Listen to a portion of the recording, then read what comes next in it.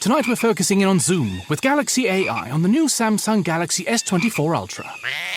Ah, a baby tiger. Check out his claws as he prepares to pounce on that frog. Close one, but not as close as this Zoom. We can literally count the whiskers and... Oh look, Mum's here. Good thing I'm nowhere nearby. Go wild with Galaxy AI on the new S24 Ultra and zoom in on the epic day or night. Get yours now at Samsung.com.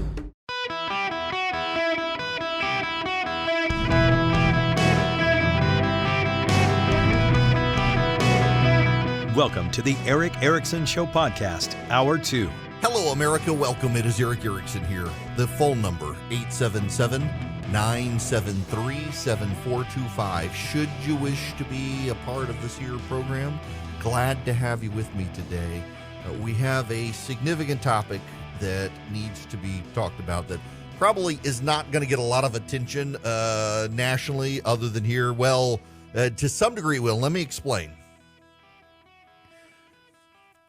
So there is a movement we've talked about before of people, a lot of them white nationalists, who believe the United States is at the point of collapse, and they wish to bring about that collapse.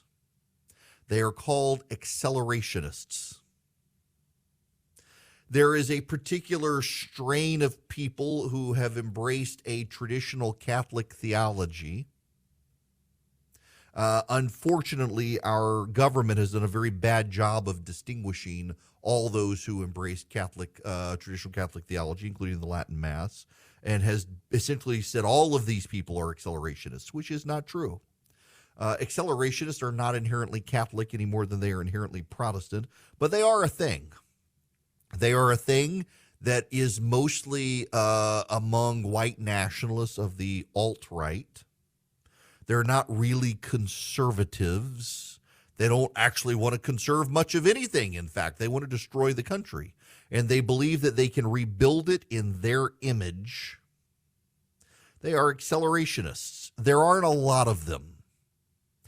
I bring up accelerationists because it's hard to separate them from the next topic, in large part because our national media is so invested in the rise of white nationalists in this country. Did you hear about the federal study, that like all the major murders that have happened or whatnot were by white nationalists, and some flawed research out there that the left and the media have embraced? But one of the things that is actually true, and again, it's very hard to nuance this conversation the way the media talks about it, but one of the things that actually is a thing in some segments of the community of the United States is these accelerationists have discovered that it's very easy to take out the power grid. All you do is go to some unsecure substation, fire bullets, hit the right thing, and you've shut down part of the power grid. There is increasing belief this has happened in parts of California, Washington State, and in North Carolina. You know where that drag queen show was, and people thought that the media's first reaction was, oh, these are people opposed to the drag queens taking out the power station. Actually, no, doesn't appear to be the case at all. It appears that it was completely unrelated. However, they do suspect it might have been some of these accelerationist people. It could also be foreigners. It could be terrorists. One of the dangers of the media obsessing about these accelerationist types is that it is increasingly likely that Russia, China, North Korea, Iran, Cuba wants to use hackers to take out our power grid. Our power grid needs to be reinforced, and yet American woke policies from the liberal left are actually breaking down our power grid. I bring up the accelerationists because we know that is a problem, although probably not as much a problem as the media wants us to believe, as opposed to hackers and foreign terrorists who know our power grid is vulnerable. But on top of all of that, you got this from the Wall Street Journal.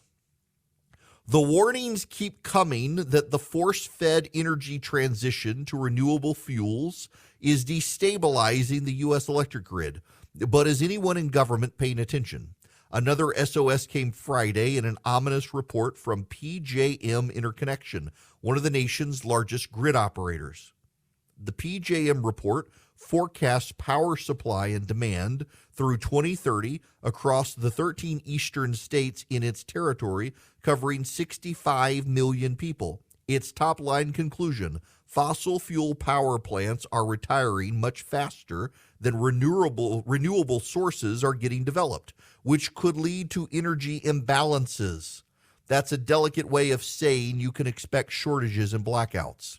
PJM typically generates a surplus of power owing to its large fossil fuel fleet, which it exports to neighboring grids in the Midwest and Northeast. When wind power plunged in the Midwest and central states late last week, PJM helped fill the gap between supply and demand and kept the lights on. That's why it's especially worrying that PJM is predicting a large decline in its power reserves as coal and natural gas plants retire. The report forecasts that 40,000 megawatts of power generation, enough to light 30 million households, are at risk of retiring by 2030, representing about 21% of PJM's current generation capacity. Now, we can stop there. We have talked about this on this program, you and I. When I say we, I don't mean me and the royal we. I mean you and me, because a lot of you pay attention to this issue. I know, because I have very smart listeners, and you call in and you talk about it. We have known for a while this was coming. South of me, southeast of me, you head down I-16 from Macon, Georgia. You head towards the coast.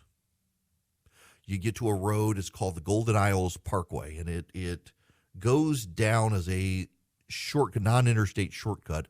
Personally, I think they should turn it into a toll road. But it goes down the state from northwest to southeast. And if you follow it, you come to a massive field where cattle used to be raised, and now there are solar panels.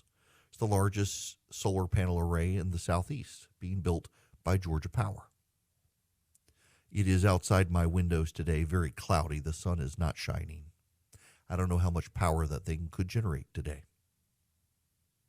But there's a demand for power companies to supplement their coal and natural gas plants with renewable energy, solar and wind.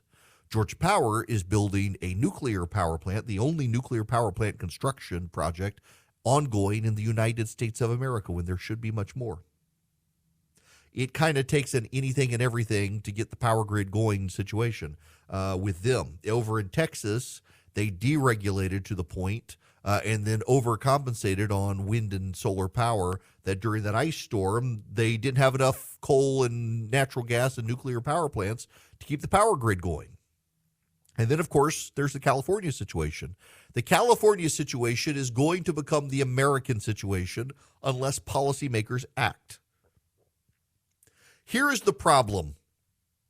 We know what's coming. The left, when I say they, the left in this country wants to end fossil fuel use. They have chosen to substitute for fossil fuels renewable energy that is dependent on the weather. When the sun doesn't shine and the wind doesn't blow, you get zero power production. A windless night, you don't get any renewable energy from wind and solar. You need the nuke plants. You need the coal plants. You need the natural gas plants. And the natural gas and the coal plants are going offline at such a rapid clip around the country. Increasingly, we are dependent on power sources that cannot produce power during certain times of the day on a regular basis. In fact, there are about 12 hours a day that solar panels don't do jack 365 days a year. And yet that's a prevailing pattern. And then I think about that farm in southeast Georgia that is becoming this massive solar array. How many cattle have been taken out that will no longer be grazing in that field? How much of our food supply will be curtailed because of the demand in farmland in the United States to put up solar panels? That's one of the other aspects of this that people don't like to talk about, is that in a lot of cases, farmers are selling out to these companies to put solar panels on and then closing up their farms, which is reducing the food supply.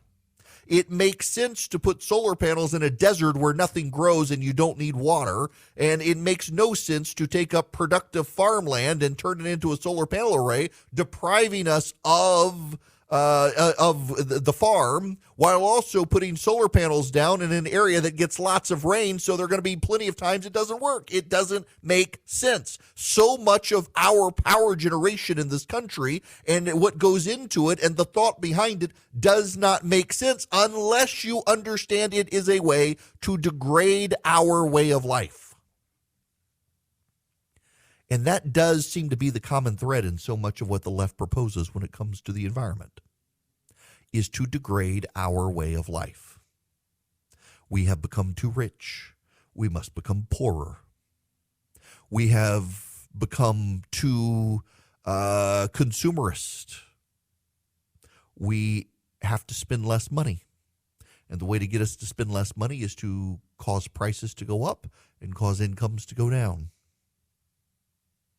We have become too used to luxury. So we need to become used to the darkness.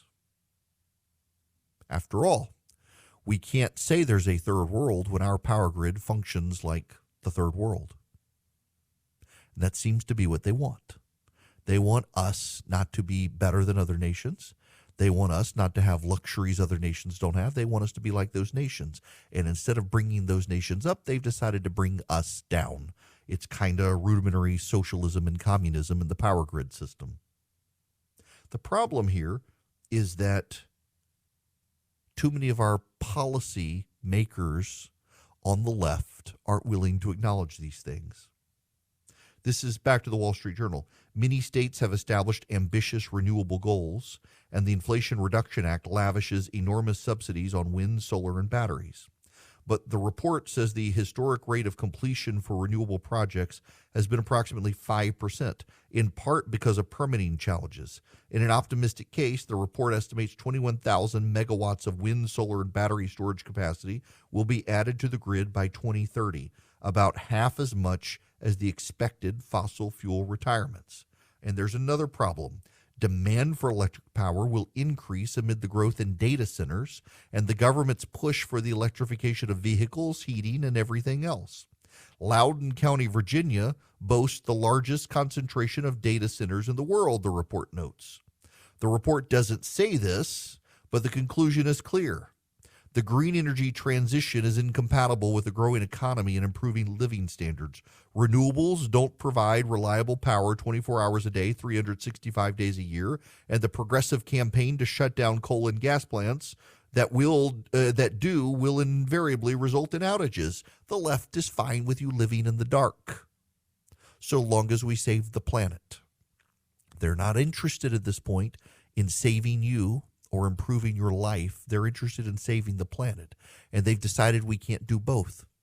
And the problem is that so many of the policymakers in Washington in the Biden administration are on the side of the left, and therefore they're going to continue to degrade our energy capacities in this country. And this, by the way, is an issue for the GOP. This is an issue for whoever is the nominee in 2024. This is a campaign issue for them. They want to restrict your access to gas stoves. By the way, I don't know if you know this or not, but the Biden administration is going further with regulations against gas stoves. Never had a problem with gas stoves, and suddenly it's a problem. And then they told us no one was doing anything until they released the regulations. And now they're like, why do you have a problem with this saving your life? You're dying from your gas stove. They are degrading the quality of life of Americans in the name of saving the planet.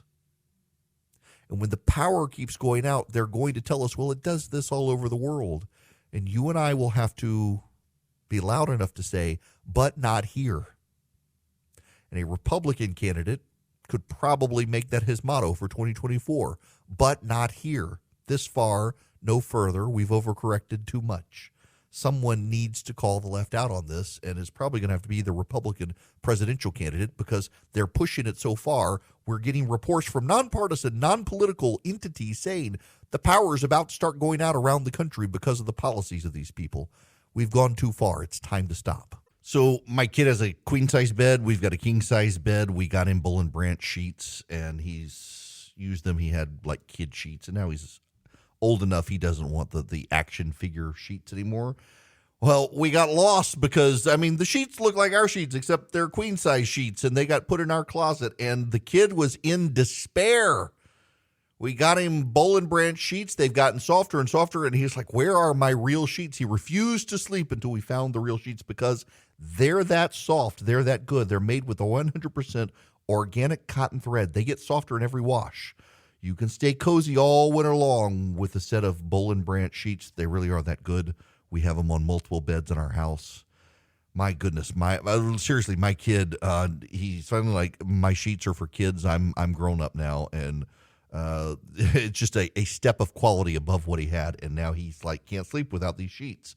They're designed to feel incredible for all sleepers. They're made without toxins. They're free of pesticides, formaldehyde, other chemicals. They fit the deepest mattress too, which I love because we have a very thick mattress on our bed, and it fits. It doesn't like bunch up and then snap off in the middle of the night when you roll over. You can get 15% off your first order Bull and Branch sheets when you use promo code ERIC at bullandbranch.com. Exclusions apply. See site for details. That's Bull and Branch, BOLLAND branch.com.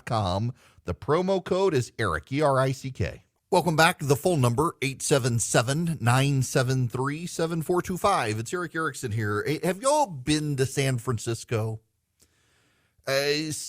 So it's a gorgeous place.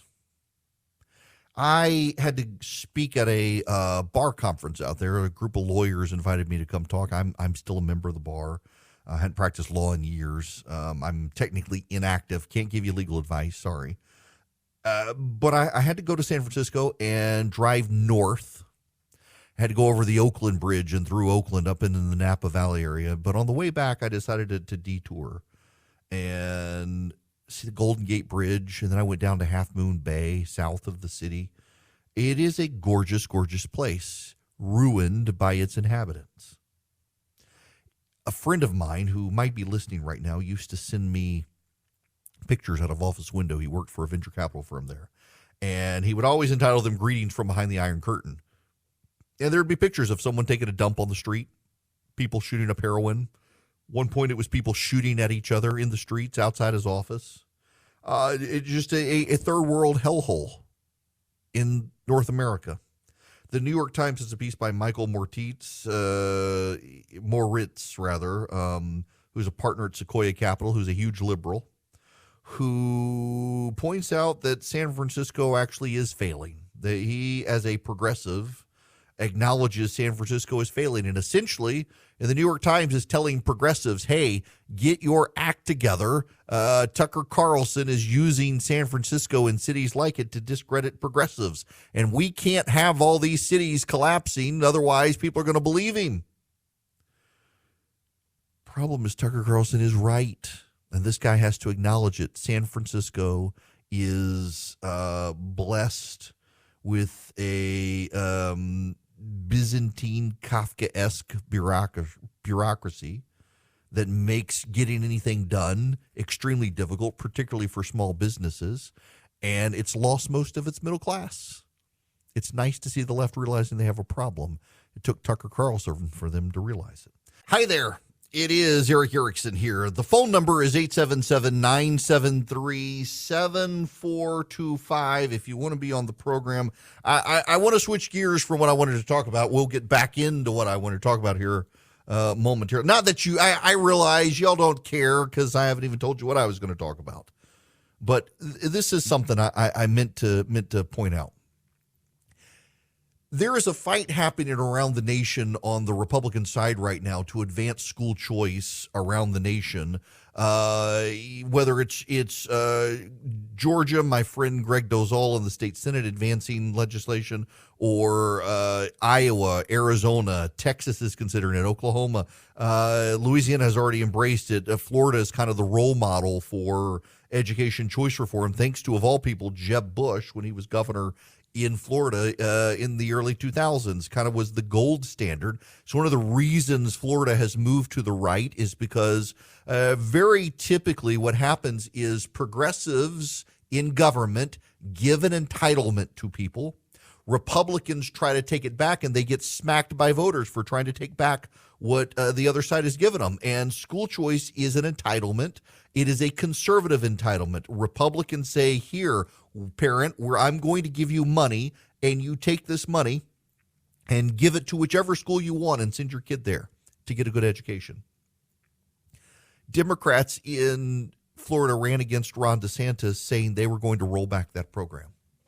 And black moms and dads and Hispanic moms and dads voted for Ron DeSantis against Andrew Gillum and expanded the margin of vote in 2022. What was very interesting there, very much like with Brian Kemp in Georgia in 2018, is that in 2018, Kemp and DeSantis were both perceived as Trump guys.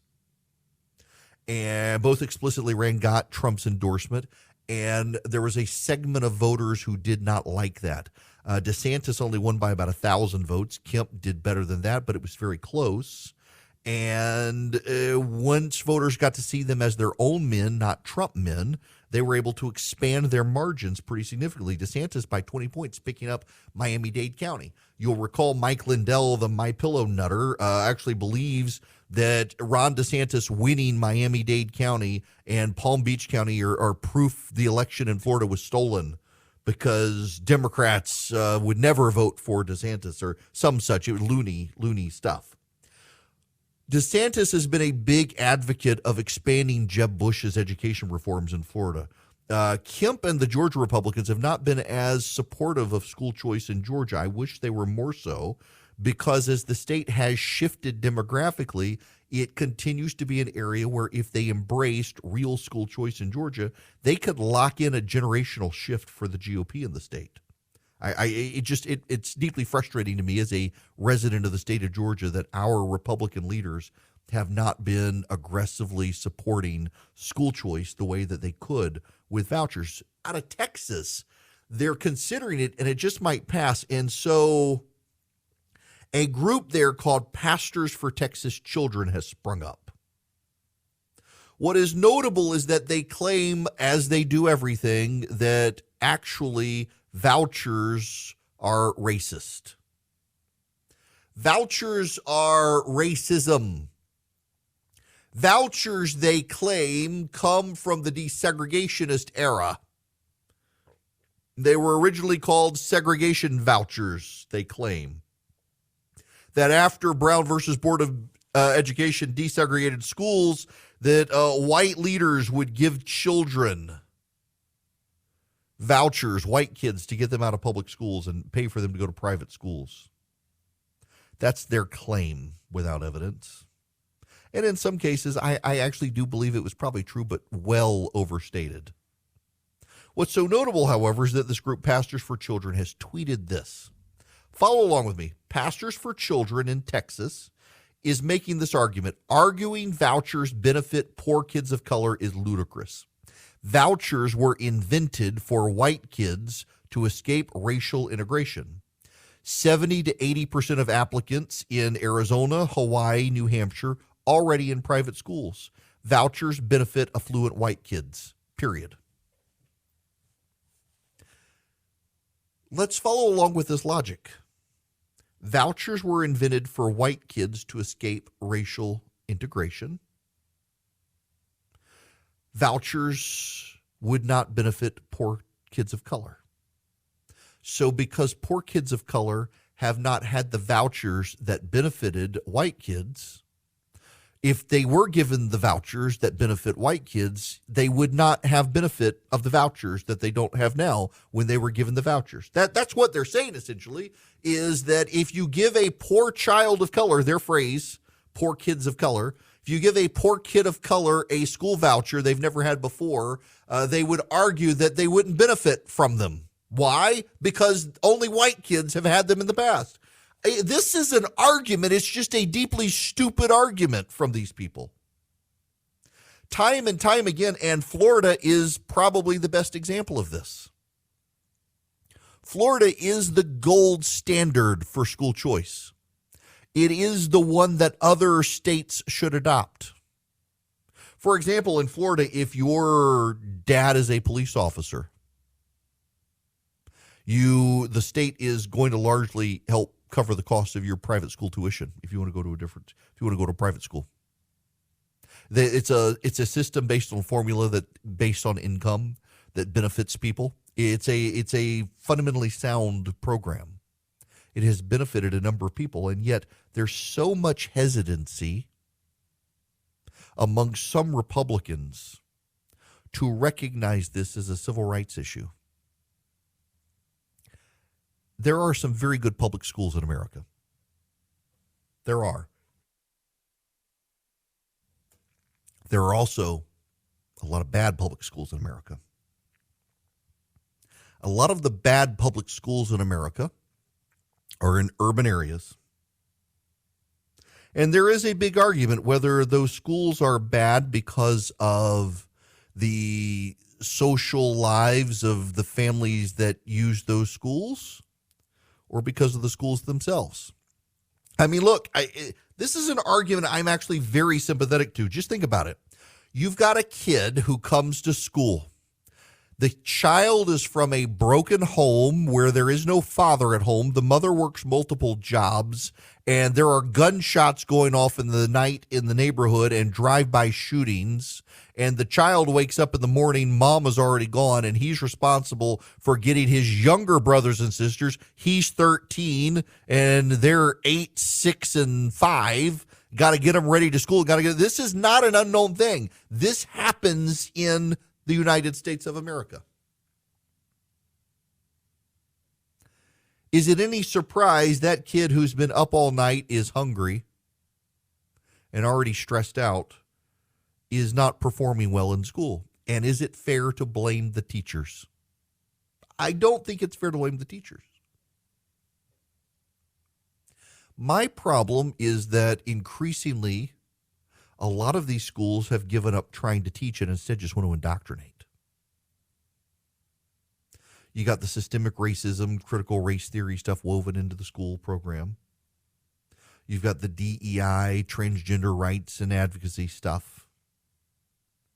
You've got the pornographic books in the elementary school library to teach kids how to have sex, who aren't even at the point of having the hormones enough to be able to do anything. You've got the woke teachers hoisting the rainbow flag in their classroom, trying to normalize things that deviate a lot from the parents' values, particularly in the black community. And it just becomes a feedback loop for failure. But in these situations, always in these situations, there's the child with the mom or the dad. Very often in these situations, it is the child who lives in the house where the mom and dad are together. And they're not well off. They can't afford the total cost of private tuition. But they could get out of that public school to a better life. Here's the cold, cruel part of the school choice argument that no one really wants to talk about. Not every kid will use a voucher because not every kid has a parent who really gives a damn. That's a cold, hard truth, but it's truth.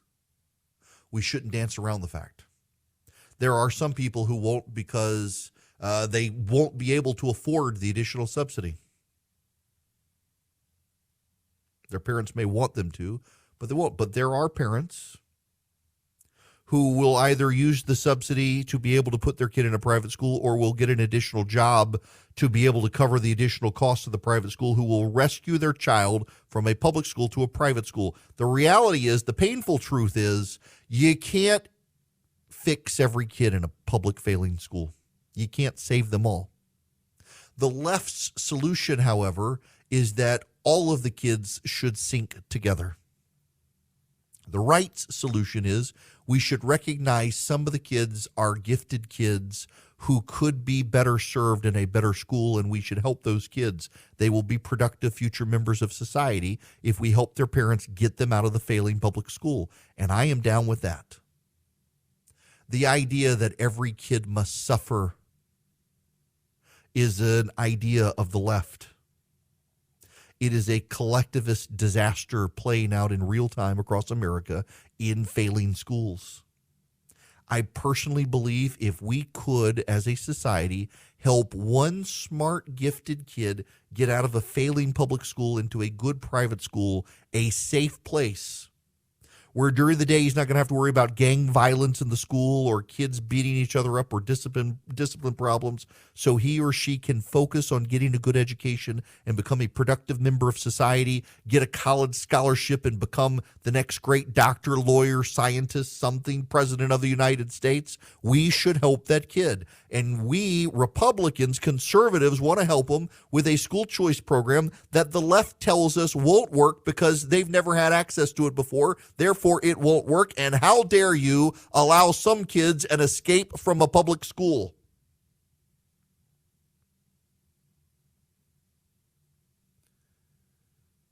We should allow kids an escape. And it's deeply infuriating to me that the left says, well, they can escape if their parents are wealthy. If their parents are wealthy, we'll allow them out. But if the parents are poor, screw the kids. That's the left's position on school choice. The parents have to be able to afford it. We can't use our tax dollars to help the parents get their kid out of the public school. And that's why I think Republicans should take on this issue in Georgia and elsewhere where they've been hesitant to fight on this issue. That's why I commend Texas Republicans for taking up this issue. It is the civil rights issue of our day. Our public school systems are failing, and we are destroying the future of America in these failing schools. We will not be able to rescue all the kids. Some of them don't have parents who even care. But there are some who do care, who do not have the means, and we could give them the means, and we could save their kids, and their kids could become productive members of society. And these programs could attract other people to states to take advantage of them, to build up healthy, smart, educated workforces of people who rely on Republicans to protect and safeguard their education. And it'll be Republicans who gave them this entitlement that Democrats, so entrapped in teachers' unions, are so against the parents, will keep voting Republican to preserve this program and lock in Republican dominance. That's another reason the left fights so hard on this, is they know, they've seen in Florida and other states just how likely it is Republicans will dominate at the ballot box if Republicans give parents school choice. Republicans, you know what to do. Do you have the courage to do it? That's the big issue. The other big issue is me needing to get you to go to EdenPureDeals.com and get your Eden Pure Thunderstorm 3-pack. If you go, EdenPureDeals.com is the website. You can get the Eden Pure Thunderstorm 3-pack. What is it? It's an air purifier, and it's filterless. You don't get a subscription for filters. It has an electrostatic plate that you wipe out on occasion, and it will trap the pollen and the dust, the mildew. In fact, yesterday I noticed a tree was the tree did its impolite things and covered my car in yellow, and it's starting to float. My nose is starting to get stopped up. The Eden Pure Thunderstorm comes out and sucks it all out of the house. But where I really use it, where it really shines, is in odor elimination. I blew cigar smoke into my car. Did not mean to. It happened. My car smelled like a cigar. Fired up the Eden Pure Thunderstorm with a USB cord in the car, and guess what? It got rid of the smoke odors because it eliminates odors very, very well. Pet odors, litter box odors, smoke odors, musty odors, it wipes them out. You can get 3 of them, one for upstairs, one for downstairs, one for your RV, your travel bag, your basement. EdenPureDeals.com. The discount code on the front page of the website, just my name, Eric, E-R-I-C-K. You'll get 3 of them for less than $200. EdenPureDeals.com, discount code Eric. This hour of the program brought to you by First Liberty Building and Loan. Wherever you are nationwide, First Liberty wants to help your business grow. If you reach out to First Liberty Building and Loan, tell them I sent you, but reach out for your business, not yourself. And for deals $750,000 and more, if you're buying a building, building a building, growing a franchise, buying a franchise, buying out your business partner or the competition, they might be able to help get you to yes. They've been doing this since the early 90s, and they make their own decisions. FirstLibertyGA.com. Now, if you are on the phones, I got about slightly over a minute, and I don't want to rush your phone calls. So be patient with me. I will start on your phone calls when we come back. Right now, I just got to point out that there is another anti-Kamala Harris piece, and it's one that everyone needs to pay attention to. It's from Greg Craig. Do you recognize the name? Well, let me read you how the New York Times, where he's placed his Kamala Harris hit job, it describes him. Mr. Craig is a lawyer who served in the White House under President Bill Clinton and was White House counsel for President Barack Obama. Kind of a big deal. And he doesn't want to go after Kamala Harris directly, but he kind of has to go after Harris. And what he actually suggests is this: opening up the vice presidential nomination would give the Democratic Party a chance to test drive candidates of the future. Who does well in debates? Who does well on the hustings? Who can get voters excited and galvanized? There will be those who see a decision to let Democratic voters pick Mr. Biden's running mate as a betrayal of Ms. Harris. That would be misreading the situation. Certainly he would be to express his views about various possible running mates. There is nothing disloyal about putting the vice president in a position in which she wins the slot and becomes a more and more proven and battle-tested leader. That's it. They want to make the black woman campaign to keep her job. I mean, that's the argument here. Let's let the black woman campaign to keep her job. That's not racist at all. I can't believe the New York Times let this run. But there you have it. This is the argument. This is yet the fifth piece in 3 weeks about how bad Kamala Harris is. And this one takes the worst framing of all, like make her campaign to keep her job. Make her go through a job performance review in a debate process with the people who want her job. Wow. All right, when we come back, I'll take some phone calls out of the gate, and then we need to talk about the road to 2024 for the GOP. The DeSantis frame, it's starting to appear with a picture. Lucky Land Casino, asking people, what's the weirdest place you've gotten lucky? Lucky? In line at the deli, I guess? Aha, in my dentist's office. More than once, actually. Do I have to say? Yes, you do. In the car before my kids' PTA meeting. Really? Yes. Excuse me, what's the weirdest place you've gotten lucky? I never win and tell. Well, there you have it. You can get lucky anywhere, playing at LuckyLandSlots.com. Play for free right now. Are you feeling lucky? No purchase necessary. Void where prohibited by law. 18+. Terms and conditions apply. See website for details.